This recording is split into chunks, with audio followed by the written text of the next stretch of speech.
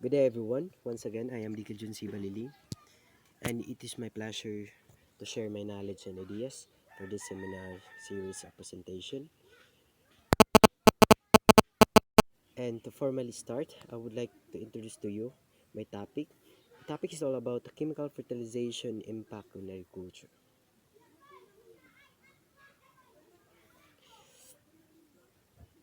And for the outline information, I would like to tackle about fertilizer basics under the primary micronutrients, secondary macronutrients, and micronutrients, basis of its nature and form, and impact of chemical fertilizer in agricultural resources.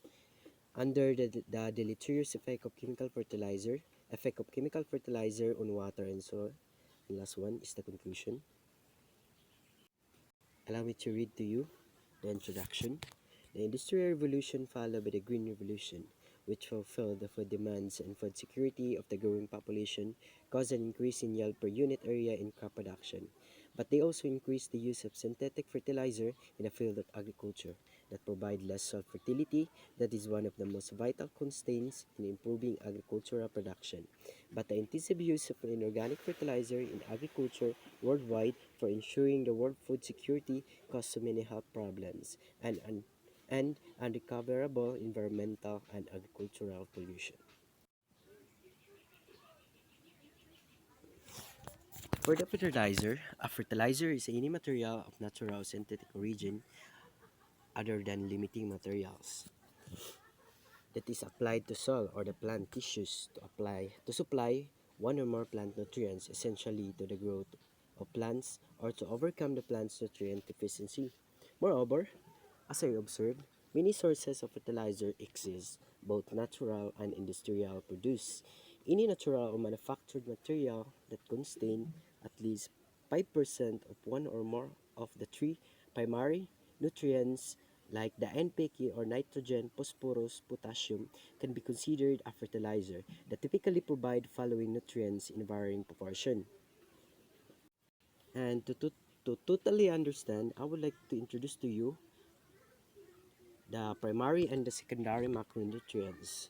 While the primary macronutrients is composed of nitrogen, phosphorus, and potassium, while the nitrogen is a major constituent of several of the most important plant substances like chlorophyll that causes leaf growth, while the phosphorus is involved in many vital plant processes like energy transfer, development of roots, flowering, seeds, and fruits, while the potassium serves as an activator of the enzyme used in photosynthesis, and as separation provides strong stem growth, movement of water in plants, promotion of flowering and fruitings, while the secondary macronutrients rather is composed of calcium, magnesium, and sulfur.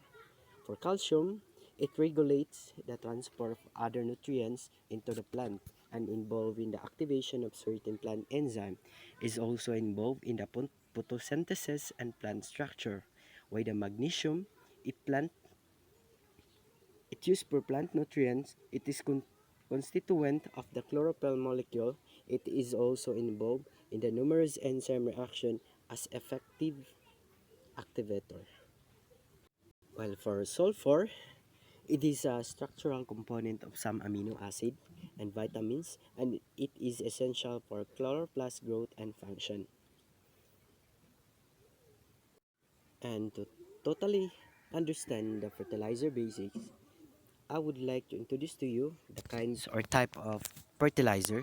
First, the fertilizer is the inorganic fertilizer.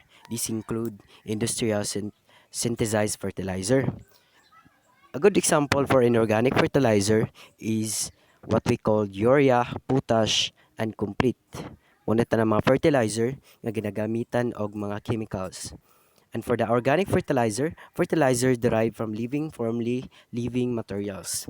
A good for example for this fertilizer, it is uh is what we called mga animal waste, plant waste from any agricultural industry, compost or treated plant parts beyond manures and animal sources. And last one is the biofertilizer, a product that contains living microorganisms microorganism rather. And a good example for this is exert direct or indirect beneficial effect of plant and crop yield.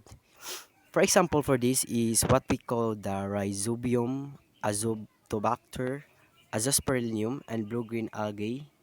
And those the following I mentioned are the proven for biofertilizer controlled measured. And in our field of agriculture, nara joy duha ka klase nga fertilizer.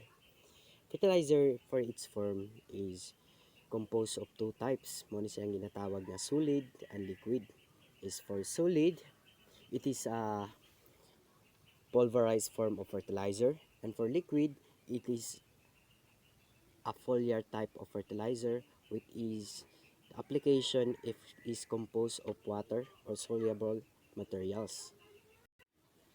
Moreover, and for micronutrients is composed of copper, iron, magnesium, molybdenum, zinc, boron, silicon, cobalt, and vanadium. Practically, in a sense that micronutrients play an important role in fertilizer nutrients composition, which provide nutrients to our plant growth and development.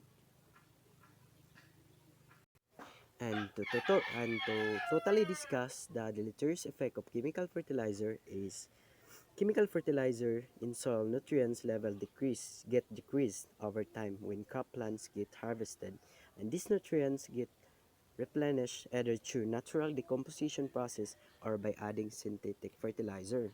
Moreover, hence fertilizer is an essential component of modern agriculture, but through chemical fertilizer are the major cause of sufficient crop production for the world population, which bringing serious challenges to the present and future generation. And as you see the picture provided, those are the following causes of negative effects and hazardous effect of chemical fertilizer. And for the first picture, this is the chemical fertilizer effect of chemical fertilizer on water. The growth and reproduction of microorganisms reduce to dissolve oxygen content of the water body without sufficient dissolved oxygen in surface water. Fish and other aquatic species suffocated and will to killing of aquatic life due to excessive use of chemical fertilizer. Muna sa nakita ninyo, major cause jud niya kakaapektuhan ang atong mga wildlife, most especially sa aquatic, sa mga fishes nga naa sa duol sa tong area. And in the other picture, it is the effect of chemical fertilizer on soil.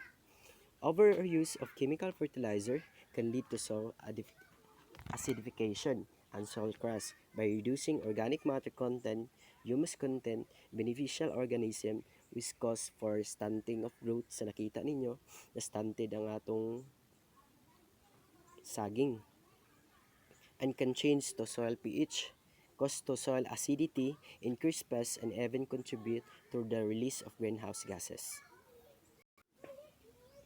And in conclusion, fertilizer application is very vital for today's agricultural crop production system as it restores the soil nutrients and promotes crop growth and yield. But to totally reduce the different kinds of hazards taking place due to excessive use of synthetic fertilizer, judicious and sustainable use of fertilizer should be made. Soil testing and analysis should be done properly, and then fertilizer should be given to soil. Therefore, to ensure and enhance the sustainable agricultural production and to safeguard the environment and agricultural productivity, integrated use of different types of nutrient supplement such as the use of chemical fertilizer, organic manures, biofertilizer, and other slow release or controlled release fertilizer should be adopted. And to totally end my presentation, I would like to acknowledge the following persons who helped me organize my topic: to Dr. Salvia Mendati Dargantes, and to my co-student Yasel Jancho, DJ Clark Hogmon, Chandler Cyrus Marquez, Roland Umayaw, Lance Mahunyag, Sherwin Sintaon, and to all my classmates in BS3 Agronomy. Thank you so much.